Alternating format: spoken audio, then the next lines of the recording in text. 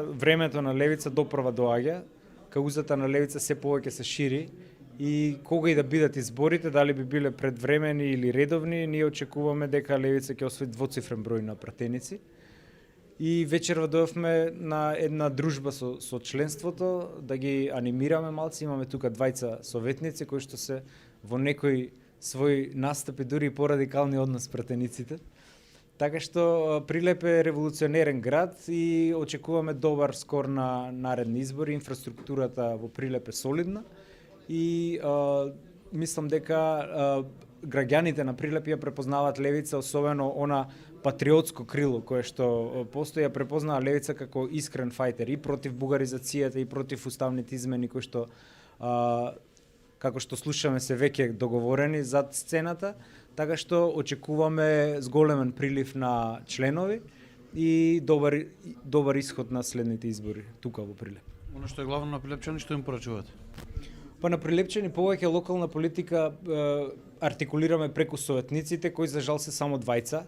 И можам да сватам колку им е мачно, како што ни е нас мачно. Практично немаш ништо да спроведеш кога е окупирано од двете големи партии.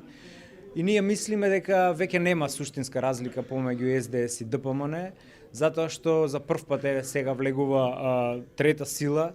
Во некои општини дури нема ни канцеларии нашите советници, затоа што 30 години влегувале се само две партии.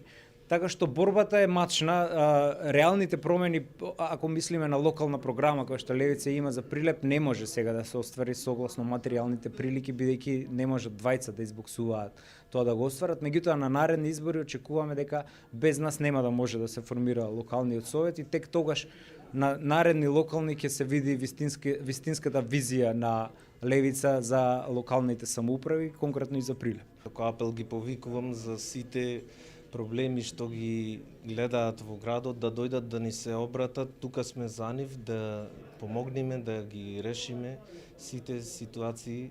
Исто така добро функционира и онлайн страната каде што можат тотално анонимно да пријават било што.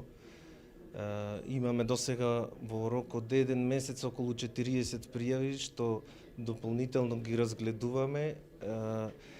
Забележавме дека тоа е како еден начин луѓето малку со поголемо внимание гледаат да не се дознае кој знае што, ми разбирате, но овој анонимен начин тотално мислам ја смени гледната точка и сега многу се одважуваат и добиваме многу интересни информации што допрва ги истражуваме и ќе ги објавиме сите.